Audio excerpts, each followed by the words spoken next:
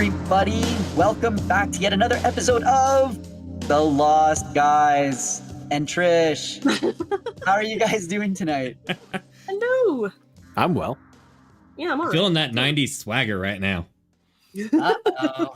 Oh, that vanilla Well, ice swag. we're filming this right in between Christmas and New Year's, and I think it's a time of transitions, of change, of reflecting on days gone by, and especially reflecting on, as Nolan said, the 90s, which were a special time, and a lot more special than I remember them being, because we are going to be focusing today on Cool as Ice. Wait, what is that? Incredible. I think a part of me just died. What is that? What is the igloo doing? Like, is that its nose or its mouth? I think it's its mouth. It seems kind of inappropriate, actually. Sorry. No, we're not focusing on that particular one. Although you might wish that we were. Is the warning that I'm gonna give you, because in some ways this is overdue. In some ways this should have almost been the first thing that we did. It kind of feels like low-hanging fruit, perhaps, but it has to be done. You know, yeah, you need to, even though the fruit is low-hanging, it has to be picked in order for a bountiful harvest to grow. And I'm talking about, I don't even know where I'm going with this, but we're talking about Cool as Ice with Vanilla Ice, starring in his first motion picture.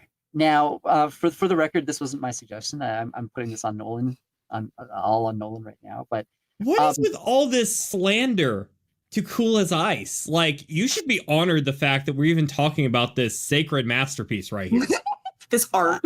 I think yes, those pants. His name is Robbie Van Winkle, isn't that his actual real name? Yeah, Robert Van Winkle. Robert Van Winkle. I mean, the Van Winkle family. Like, you almost expect that to be his pseudonym or nom de plume, as Martin likes to say. However, no, he is Vanilla Ice, and in some ways, he was the prototype for Eminem and other. It's true though, Nolan. Rappers. It's sort of true though. It really is. He walked so Eminem could run. We'll say that. That is. He eclipsed the Beastie Boys.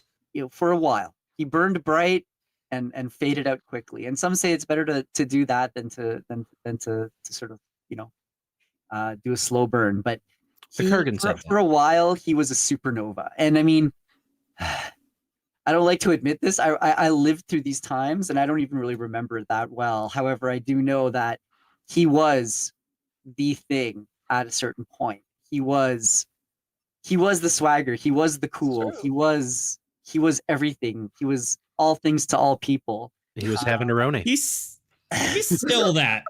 People are just in denial. He's gonna be like Nickelback one day. People are gonna come around to him. It's gonna happen. But, you know, I mean, in all seriousness, I've seen Vanilla Ice. I think in a couple of interviews not too long ago, and he does seem to take it all in stride, and which is pretty awesome. I got to say, like, it's funny how celebrity works, because there was a time when everybody, and I mean everybody, had to not only, like, I mean, okay, anyone who does not know the words to Vanilla Ice, like, Ice Ice Baby, is lying, because everyone knows that song.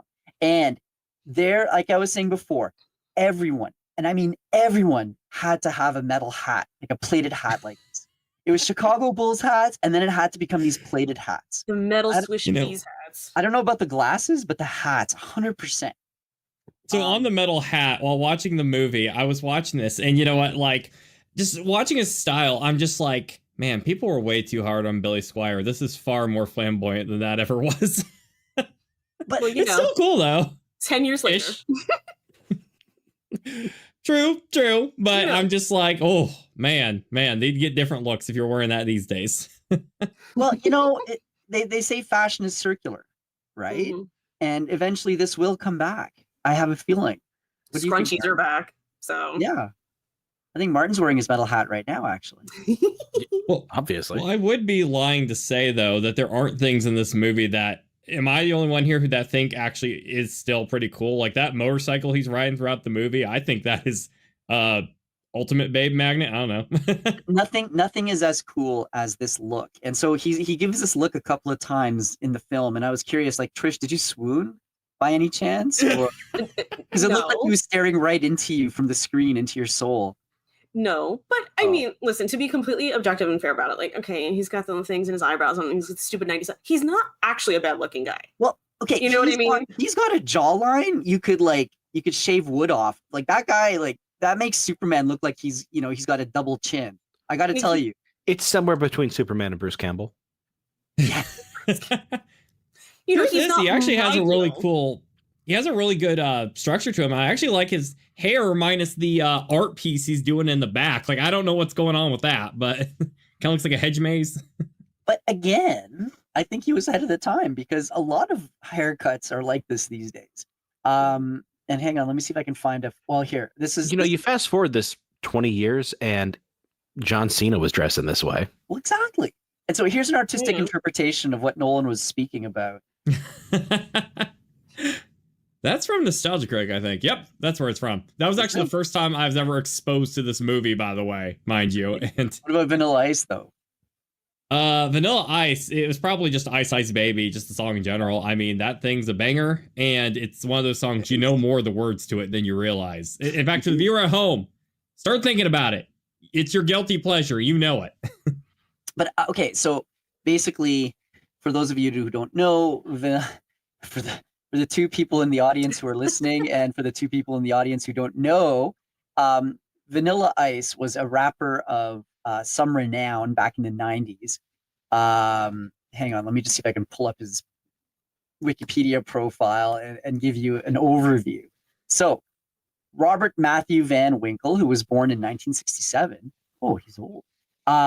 He's 57 years old now. How about that? From Dallas, and he actually apparently was heavily involved in motocross. Okay, I'm getting distracted. Anyway, so Vanilla Ice, Ice Ice Baby. That song basically just took him, to extreme levels.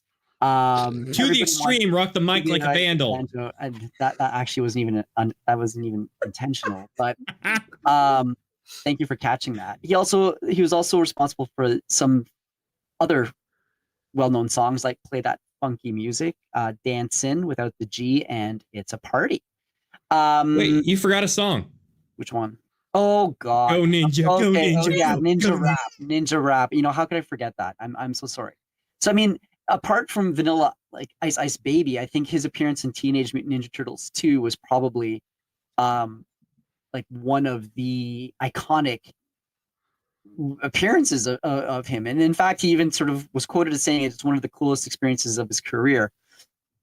So, as we kind of alluded to, he just reached this record, like this insane level of popularity, and then kind of flared out pretty quick as love and respect and adoration of fans turned into mockery, as usually is the case with celebrity. Wouldn't you guys? And some legal trouble. And legal trouble too. Well, why don't you go into that a little bit, Martin?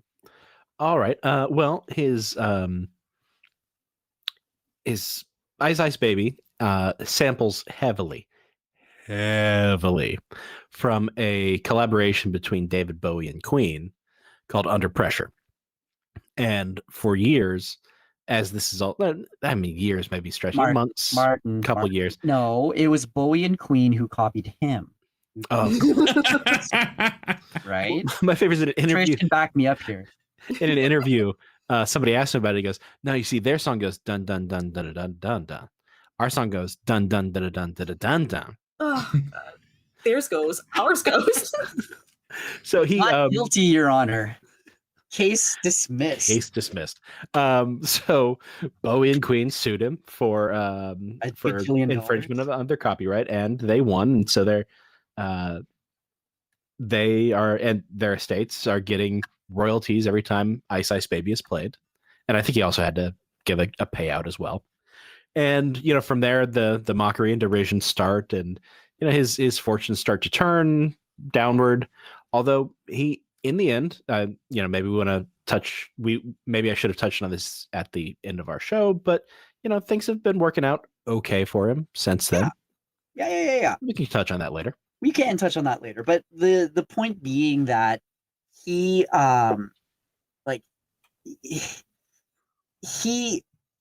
it's very interesting. Time capsule. He was a time capsule. He was pure, like, like if you took White lightning in a bunch of bottle. hypercolor t-shirts, MC Hammer. MC Hammer, Hammer pants.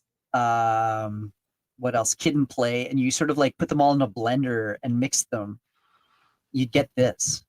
He's basically a walking version of the J.C. Penney ads you would see in the early 90s. Like he's literally all the colors, all the style just coming to life. And it's got that, I feel like all the cartoons and stuff and all the shows that were trying to be like the, how do you do, fellow kids? We're going to be cool, hip, and edgy now. I feel like Vanilla Ice is kind of the root of all of that, of what these brands were trying to be like. Well, on that note, so again, with the benefit of hindsight, and hindsight being 2020, you look at him and you look at his career and you look at what he's done.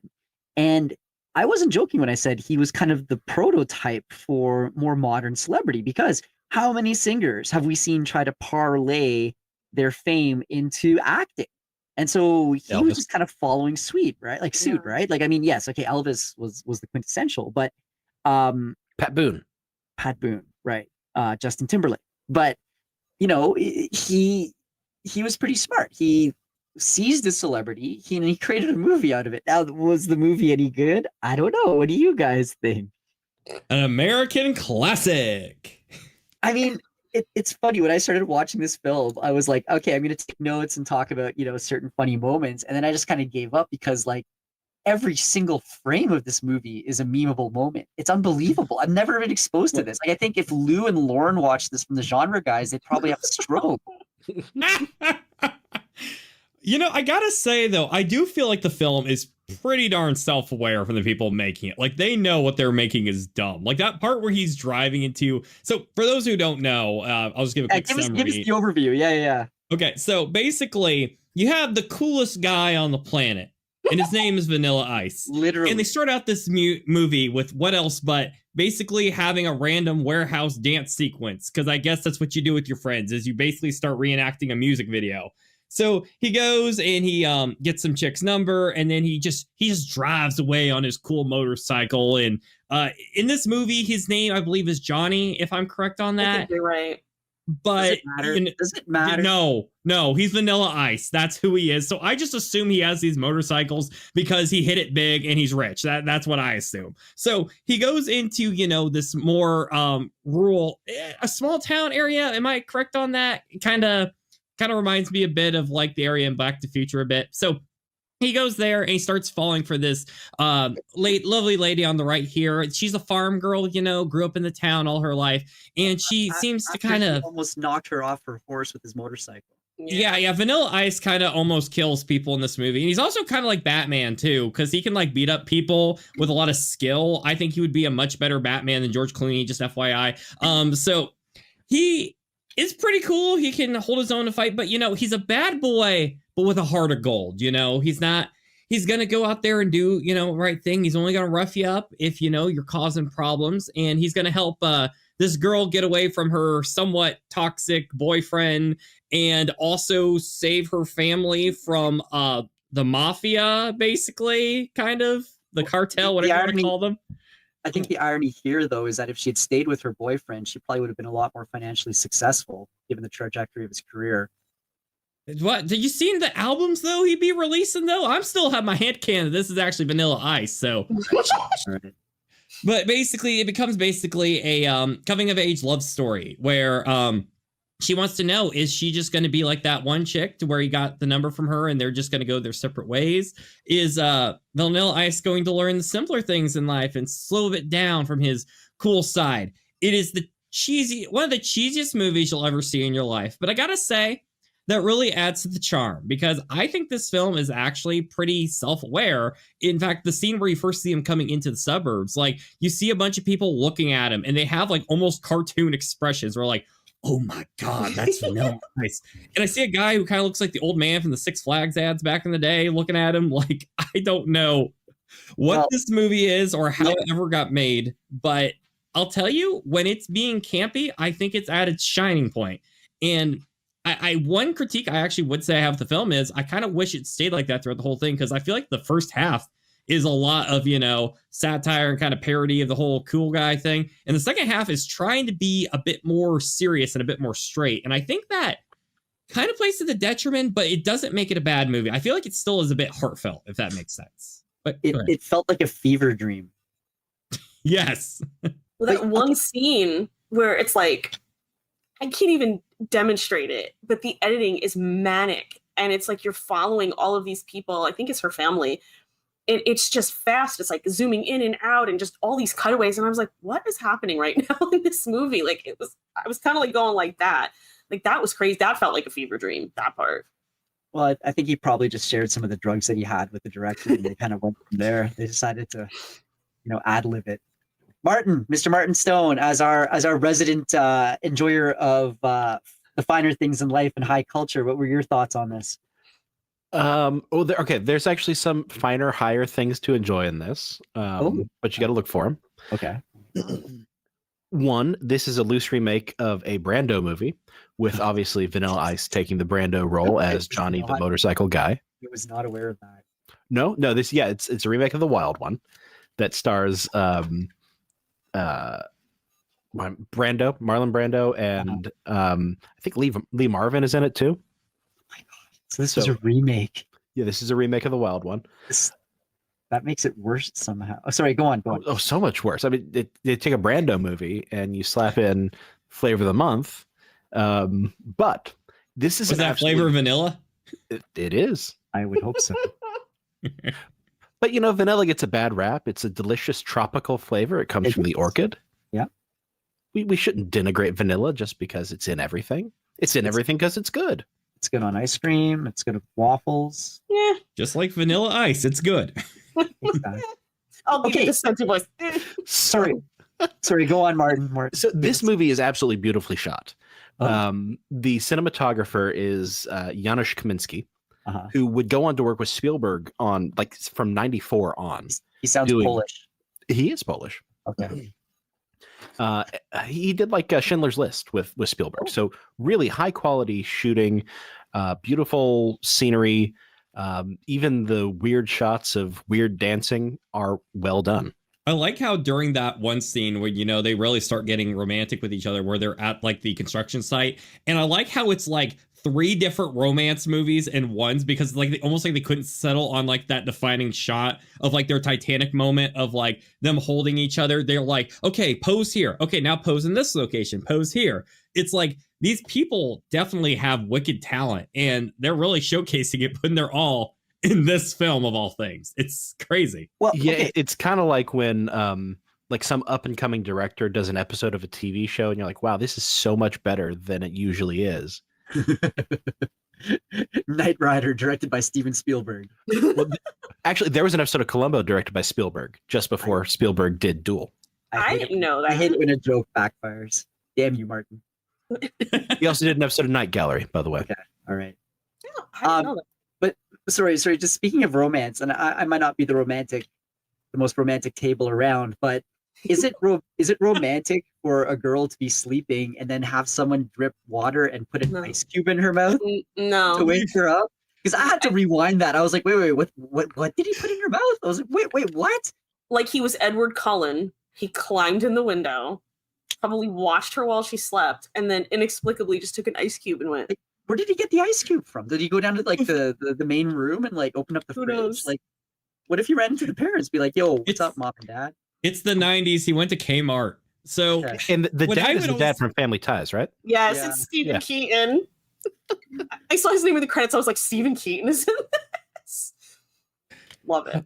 Well, I'm glad you brought up the ice scene, because before even seeing the movie, that was always the scene I remembered knowing about this movie. It's Really? He wakes people up with ice cubes. Explain that. I guess it's on brand. Yeah, maybe being punny. Pure romantic bliss right there. Yeah. I don't know. I guess I'm just not. I just don't have that romantic. No, it's creepy. Okay.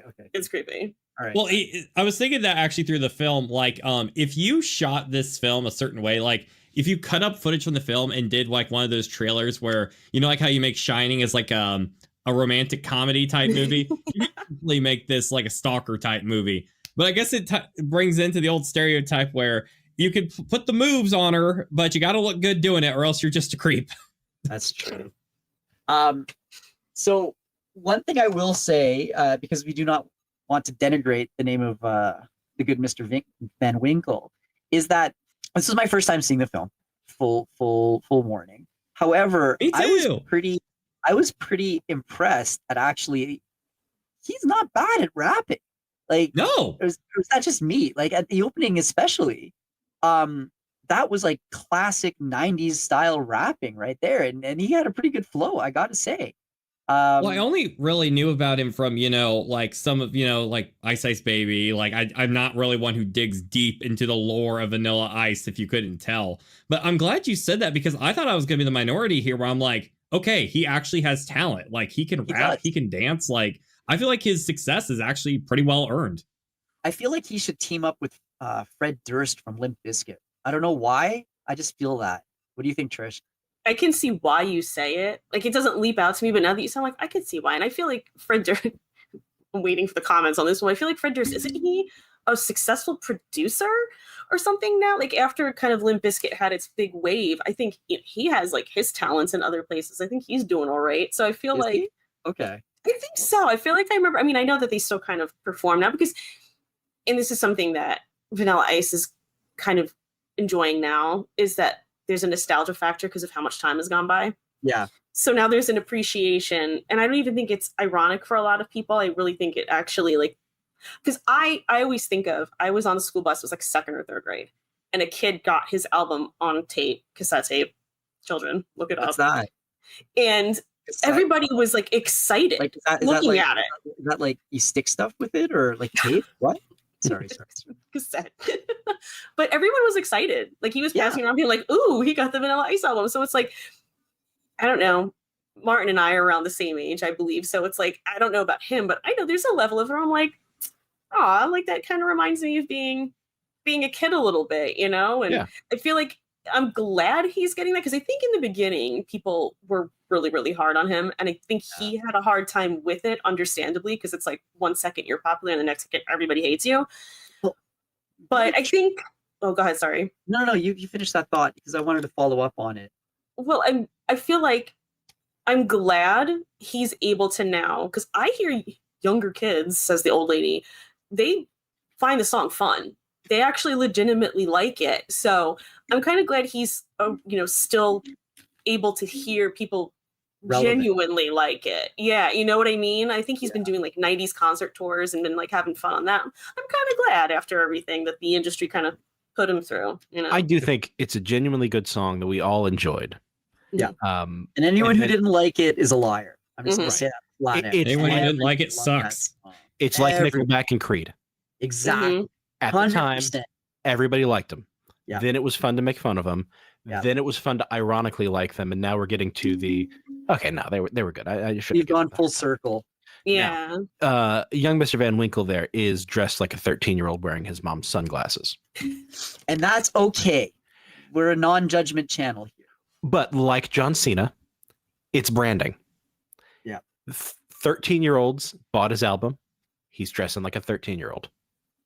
I think that's what's going on here. That's a very, very fair point. And I mean, you're right, Nolan, that the movie was self-aware, but at the same time, that scene where the love interest's younger brother comes in after he creepily puts ice in her mouth and all of that. Low-grade waterboards her. Yeah, the low-grade the impromptu waterboarding. No, I mean, that is the audience. That is the target audience right there. That kid. Oh my God, are you his girl? Like, are you his boyfriend now? Like, are you her boyfriend now? Not yet, kid. Like, it's just, you feel that is the entire audience that's watching this. Like, he is the everyman or the every kid. Confession here, I legitimately busted out laughing several times in this movie of how absurd it is. And that scene when he shouts out the certain line, which I probably shouldn't repeat on the Lost Guys. I know what you're thinking. I died of laughter. Yes, thank you. And I don't know, like, I feel like it's cheesy in all the right areas. And right down to hearing the Mario 3 music in the background while they're having a deep discussion. And I had a deep thought where I had several deep thoughts. Maybe it's the nerd in me speaking, but I was like, man, what if this film was the film that debuted Mario 3 instead of The Wizard? Its big debut was in Cool as Ice. The world would be forever changed. it would have probably done even better at the time. Because hang on a second, let me see. How did this movie do, by the way, if I may ask? I don't know that it did particularly well in kind of whatever metric you want to use, but at the same time, I think it's something that everyone is at least like heard of at the same time. So it has this weird kind of wide-reaching reputation in a weird way for something nobody saw, you know? So it came out on October 18th, 1991.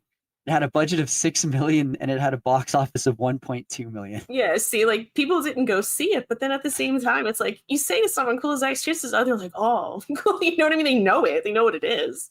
The film I bet also a lot of remember, people too- ironically picked it up at Blockbuster. Probably. That's exactly what I was gonna say. Because like this is a day and age, you know, where it's like, you know, you hit the theaters and they don't get as much money, you know, when it goes to streaming. But back then, you know, it had a whole second life, you know, on DVD or VHS or whatever have you. So I bet this was probably a bigger juggernaut in the video sales than it was at the theater. I would at least assume. And not to mention, you know, this is also back when movies were out at the theater longer than they used to be. So it's like, okay, take your significant other to see Cool as Ice, or you can take them to go see Batman Returns, the perfect date movies. So it opened in 393 theaters in the U.S., grossing 638,000 and ranked number 14 among the week's new releases. Rotten Tomatoes man. New releases. Rotten Tomatoes gave it a score of 3%, with an average rating of 2.9 out of 10. Blender ranked Vanilla Ice's performance in the film as the 7th worst performance by a musician turned actor, and director David Kellogg later disowned the film. They were pretty much like, it was nominated for the Golden Raspberry Awards as worst picture, worst director, worst Oh, come on. worst new star, worst actor, worst original song, Cool as Ice. So okay, right there, I'm gonna take issue with that, because Cool as Ice was a good song for the 90s, and I mean, you listen to that thing, you got to respect it. I'm sorry, that was not a bad song. I think it's just that is just being tarred and feathered because of its association with the movie. But I guarantee, if they had put that song out without the movie tied to it, it would have been a number one. I will stand by that, and I will die on that hill. What do you think, Trish? See, this is where my young age at the time might come back and bite me, because I'm like, all I remember is Ice Ice Baby. Right. But I don't want to say that is indicative of how something would have done, because I was a little kid. Right. So it's like, I'm not sure. I mean, maybe Martin has a better gauge, but I thought his version of was Good Vibration that oh, Marky Mark did. that yeah, isn't that kind of sampled in here? Or what's the song that opens this? It's Cool as Ice, right? Yeah. But what's it sampled over?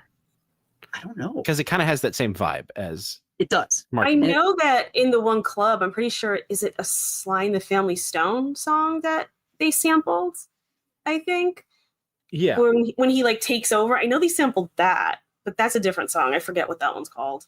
Yeah, and they fully reference that when he does that too. He's like, "Oh, Yeah. we got that album here. All right, let's hit it," or something to that effect. I'm paraphrasing, of course. But I do want to say there were a bunch of movies out in 91, October 91, when this came out. So it was out against like Terminator 2 Judgment Day was still in theater. That had been out a while before. Hey, it was a contender. It could have contended. Yep. Let's see what's some other ones here. Doc Hollywood also outperformed in October. Michael J. Fox. Robin Hood, Prince of Thieves was still in theaters. Oh, geez, that thing was like in theaters for like 3 years. Remember, guys, this is back before most of the movies coming out were garbage. Like there were actually some decent movies back then. Yeah. Speaking of like absolute classics that were out at the time, Suburban Commando. Oh wow. With the Hulk. Hulk Hogan. Yep. Or Hunk Hogan, as my grandmother used to call him. Hulk Hogan. I feel like, don't you think that Vanilla Ice and Hulk Hogan would have been like a perfect team up for a TV show, maybe a detective show set in the Florida Bayou or something? I don't know. Ooh. Well, I feel like that's actually a good comparison. Like, what's worse, this or Suburban Commando? I feel like that's kind of a fairly apples to apples comparison. You know, With less music. You know what I mean? Like it hits Yeah. that same spot. So it's like, Okay, well, here's even better one that is kind of playing from the same deck. House Party 2 That's with Kid and Play. with Kid and Yeah. Play. That made Yeah. $8 million in October 91. This There's made no about $1 accounting million for in taste. that month. No accounting for taste. Freddy's If- Dead: The Final Nightmare released that same month. Oh, Wow. movie's horrendous. Ernest, Love it. Scared Stupid. And you laugh, but Ernest was a cultural juggernaut. He was. I like Ernest. I And Eartha just Kitt's find in it that one. funny. Eartha Kitt's in that one? Yeah. Oh, wow. I think that one, yeah, here it says that one made $10 million. I mean, A Necessary Roughness. I think we all remember that movie. Mhm. Sinbad's in it. What's his name? From Kazan? well, yeah, that, but no, actually not that. Isn't that Shaquille O'Neal? Sure it was. It's a No, different thing. what's his name? From Quantum Leap is in. It plays a quarterback who's like Bakula. 40 years Bakula? old. Yeah, Bakula. Hmm. Fisher King was the big winner that month with 25 million in box office. You know, it was Where's that? released against some stiff competition. Well, it's not. I don't think it sticks out that much amongst everything that you just named. Quite honestly, you know, No. I don't think it seems like some sort of egregious outlier. Hangry, we need to make this into a meme. Well, yeah. It could practically replace some of the Chad memes. I mean, I feel like swooning right now. You know, geez, look at this. I think The this is Virgin the scene. Acolyte versus the Chad Cool as Ice. Yeah. I think this is the scene where he delivered my favorite line in the whole movie, which was out of nowhere. So what's up with tomorrow? Just like that, aggressively at her while he's sitting on the bike, and I was like, okay, okay, Ice. Not when he told her to drop the zero and get with the hero. I mean, I'm like, well, how could she not want to be with him now? So I'm, Yo, I'm yo, tr- yo. I'm trying to figure out, like, they Blender listed him as like the 7th worst artist, like a musician turned actor, and I'm just trying to figure out who the other 7 were. What do they know? They're a kitchen utensil. like- they don't know the beauty of Vanilla Ice. So In, I think in a I think universe where Beyonce and Taylor Swift? Dolly Parton have made movies, Okay. he is not the 7th worst. okay, I found it. So number 1, okay, I'll go. You want me to go backwards or forwards? Backwards or forward, whatever all right. gets you to number 1 last. Okay, so he was number 7. Britney Spears came in at number Crossroads. 5 for Crossroads. Oh no, sorry, 6 for Crossroads. Elvis Presley was at number 5. Wow, that hurts. Oh no, Um, okay. There are Bon- some really good performances Elvis put in Mhm. some I of his know. middle films. I kind of disagree with this. So Bon Jovi is at number 4. what? Mariah Movie. Carey from Glitter earns her number 3. Wait, hold up. What was Bon Jovi at number 4 for? It doesn't say. It just says rocker Bon Jovi rings in at number I 4. was gonna He say was in that he's so movie golden. where it was about like marijuana growers in. Yeah, I remember that movie. It was Number good. 2 is Bob Dylan for a long list of widely panned performances, culminating with 2003's Snorefest Masked and Anonymous, I mean, about which it was noted that the singer walks around as if the camera were causing him physical pain. probably And then, was. anyone have any guesses for who the number 1 is? Madonna. Yes, you got it. Good job. Thank Yeah. you. Which movie? Material Oh, Girl, top the who he iconic dated. list. Who Vanilla Ice Uh, dated. So it's all coming Wait, together. really? Mhm. What? I didn't know they dated. Yeah, but I mean that list is a long, I was gonna long say list. you want. It sounds maybe kind of impressive for him until you stop and realize there's a lot of people on that list. So you know. So number 8 and 9 are Neil Diamond and Gene Simmons from Kiss. And then What movie was he the in? list around Gene Simmons? The park. Gene Simmons was in that movie with Magnum PI that takes Kiss place meets the in the Phantom not of so the distant Park. future. Yeah. That's what he said. Kiss me's the Phantom of the Park. And then the rounding out the top 10 is Master P, basketball player turned rapper turned actor, for a string of performances that suggest he should stick to playing basketball. Make him say, That's all I think of with him. Wow. Yeah. So this is. I mean, what more is there to say? Actually, I do have a bit more to say about this though, because as I was doing my, research on this film and really kind of digging deep into it, I discovered too late my Christmas gifts for the Lost Guys and Trish. If only I had found this sooner. This is kind of what I'm talking about. The art. This Only is I a, had what is this, a found book? this. I think it's a book, and this should be under. That's kind of, no pun intended, cool. I'd hang that on my wall. I'd do it. That is a cool shot. It is, isn't it? Yeah. Just like our protagonist. Some would say It's he's a as cool- cool as ice. Why did he put her cool ring movie. in the fishbowl? I'm sorry, that just came to. Why did he put her ring in the fishbowl? He couldn't just leave it on the table. That Why annoyed me. not? It was Why so not? dramatic. Ugh. Why Anyway. not? Because he's cool as ice, Exactly. willing to sacrifice his love. It would have been really bad if he like took out like an ice tray, put the ring in like an ice cube thing, put it in the freezer, and she had to like thaw it out. So instead of doing like the dramatic putting on the ring, off the ring when they're separated, and she's trying to figure out if he's part of the cartel or not. Instead, she has like a hairdryer in the background trying to thaw it out. Like, baby, I need the ring, but it's too cold. Nolan's advocating her choking on the ring by putting it in her drink by accident and not knowing it was there. Oh no. No. Just innocently No, putting it in there. We don't advocate for that here on this channel.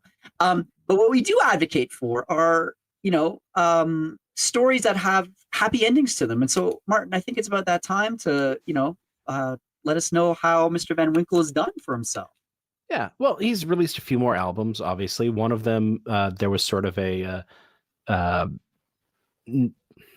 new metal version of Ice Ice Baby that, it was a banger junior year. I've never heard that. A new metal version of Ice Ice. Yeah, it's like Ice Ice Baby. Like, So it really was kind of like a Limp Bizkit crossover. Yeah, yeah. and he, as he was divesting himself of his assets to try to settle debts and things like that, he found that some of the houses he bought had appreciated in value, and he actually made money on those transactions. That's right. Nice. And so what he started to do was invest in property, and he became an early house flipper. Yeah. And so he did has pretty made a well. career. Yeah, he's done very well doing that. I think a lot in the Miami area, which I think he was born in Dallas, but grew up in Miami a bit. That's what it says. So, he's done well for himself. Good. Well, I know he's made at least some money after the fact, because I distinctly remember there being like a reality TV show at one point, like the early 2000s, and I'm pretty sure the name of it was Vanilla Ice Goes Amish. I'll leave it at that. Yes. What? I've heard of this. Pretty sure, unless that was in Look another it up. timeline. I'm pretty Yeah, I was sure it was gonna a thing. You've got Trish Googling now. Yeah. I am gonna Google. I won't do it right now. Yes, I'm right. Nolan looked it up. Okay, but I'm Yes. still stuck on him as the 7th worst actor. Like, they do realize that DMX made a movie. May he rest. I, He made a movie. I think he paid them off. It must have, or his people. I feel like there's probably more than I'm even thinking of that have made movies. Because this Oh, just yeah. seems like a thing that they would do, I think that list is actually pretty. It's pretty outdated at this point. I think, mentioned Pat Boone. Pat Boone was way worse than Elvis, acting wise. I don't think even that remember. list. Frankly, I think that list lost all of its credibility by putting Elvis on there. Elvis wasn't, Like, he was okay. no Brando, but he was. I able to- enjoy watching Dean Martin, but Dean Martin's not actually playing anybody other than Dean Martin. So Yeah. he's not really acting. No, exactly. I take issue. I take offense with that list. I challenge that list to a duel. In fact, And you got to give this film some slack, because going into it, like, what do you expect? It's like, I'm gonna be like, Hangry, write a movie about Ariana Grande. Like, what would you do? Like, Well, how I would would- you? I would have her go and visit the world of Oz with a green-skinned companion, and we cannot call them green-skinned because that is offensive to green-skinned people. That's their word. Yeah. Too soon. Well, Taylor Swift has been in movies. That's Can't imagine she was very good. Not that she was carrying them on her back or anything, but like she's been in them, so Indeed. Well, what did you just send me in the private chat, Nolan? Oh, Here we don't go. worry. I think our viewers need to see this for those Yeah, who are I watching think he the wants to prove video it. visualization of Okay, this. hang on. I know we doubted you. We doubted you, and You Just a learned bit. the Just terrible lesson that we should never doubt Nolan. I just was more enough. intrigued. Doubted me No- just enough. Nolan is always right. Nolan is always right. And in fact, there indeed was a Vanilla Ice Goes Amish. And this is not AI. If it is AI, he did it very quickly. That's my caveat. Is The this streaming somewhere? DIY network. Yeah, do you remember that? Is this streaming somewhere? I kind of want to check it out. I feel like We it's might have to definitely do a kind of sequel enjoyable. to this episode. So join us next week for Yeah. Vanilla I feel like Ice we Goes could get like a Amish. month worth of content out of all of this, to be honest. I like the buggy with the Welcome to flame job. Vanilla Ice Month. I was just gonna say, like, the tricked out buggy. They should have put a flame job on the horse too, but you know, you can't have everything. You know, We It can is be the like, we motor. can be like, yeah, you could be like TLC. You know, welcome to Vanilla Ice Month with the Lost Guys. Oh my I'm just- gosh. wow. I want. to see Anyway, this all video. right. On that note, Cool as Ice. What did you guys think? Did you watch it? Did you like it? Are you gonna go watch it now based on our commentary? Should we have brought it back, or should we have let it reside in the annals of history, along with hammer pants and metal plated baseball hats and It's like the early 90s, you know. There's some things, you know, that overalls with one strap down?